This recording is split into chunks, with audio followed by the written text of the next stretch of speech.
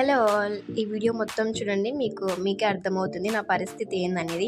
ఇక్కడ నా పరిస్థితి ఏందంటే, మా మమ్మీ అయితే పిల్లోస్‌కి ఇలా కుట్టమనిందనమాట కవర్స్ అయితే. సర్లే అని కుడదాంలే ఖాళీగానే ఉన్నా కదా అని కుడితే, దీనికి ఎందుకింత సోకు అనింది తెలుసా మీకు? నాకు అనిపించింది ఇంకా నెక్స్ట్ పిల్లోకి అస్సలు డిజైనే పెట్టద్దని నెక్స్ట్ పిల్లో నార్మల్‌గా కుట్టేశా.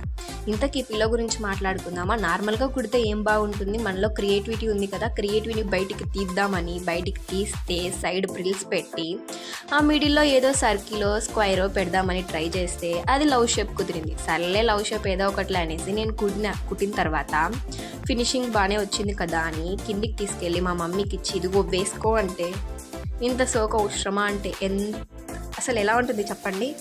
సర్లేండి వాళ్ళతో ఎందుకు, నేను మీతో అన్నా షేర్ చేసుకుందామనేసి మీతో షేర్ చేసుకుందామని ఈ వీడియోని ఇక్కడికి తీసుకొచ్చాను మీ ముందుకు. ఎలా ఉందో తప్పకుండా కామెంట్ చేయండి.